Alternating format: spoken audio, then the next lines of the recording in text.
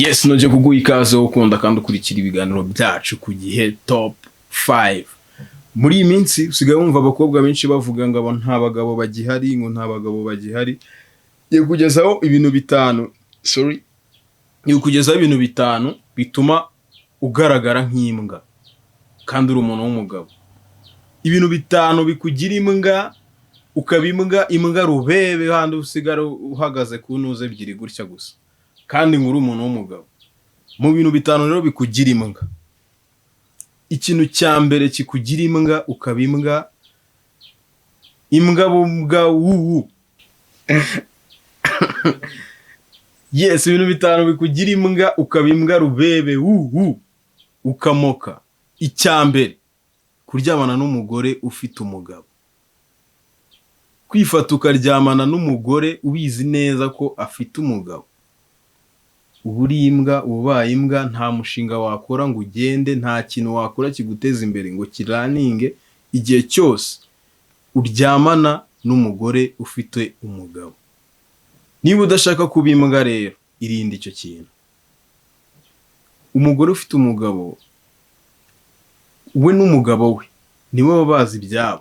Iyo uje kubyivangamo rero ukaryamana nawe, imishinga wakoraga yose ihita ijya down. Aho wari utegereje gukura, aho washakishirizaga hose ntabwo ubona kuntu bigenze, ntabwo umenye ko bigenze, ubwo wowe ubona ibintu byose birimo birapfa, ugasigara uhagaze nyine nk'imbwa kubera ko kantu wakoze. Ikintu cya kabiri kikugira imbwa ukabimbwa rubebe, gukubita umugore wawe. Kwifata wowe ukifata ukarambura ukuboko cyangwa ukarambura ukuguru ugakubita umugore wawe. Uburi imbwa nta mugabo uba ukurimo. Iyo bigeze aho ngaho burya ntukagire ngo ni umugore ufite ikosa. Ikosa ujye uryishakaho, ni wowe ufite. Nugeraho ubona wumva wakubita umugore wawe, ujye ubanza urebe niba kuko nta kibazo wowe ufite, apana umugore wawe. Icyo ni icya kabiri. Ikintu cya gatatu kikugira imbwa, kunanirwa kurinda ijambo ryawe. Niba wijeje umuntu ikintu gikore. Niba kandi utashaka nyine udafite ubushobozi, urugero niyo umuntu akubwiye ati ko ngize akabazo wangurije 10, ugahita umubwira ati ndaje nyaguye mu kanya.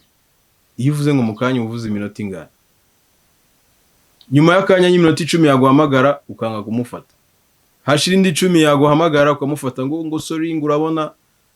Niba wabyemeye bikore, niba utabasha kubikora bihakane mbere yuko ubyemera. Mu gihe cyose urimo utabasha kurinda ijambo ryawe, utabasha kurinda icyo wavuze, uburi imbwa rubebe. Ikintu cya kane kikugira imbwa ukabimbwa bya nyabyo, ukabimbwa inzoga n'itabi. Niba ubasha kunywa inzoga zikagera aho zigukontorora, apana wowe ngo uzikontorore, zo zikagukontorora.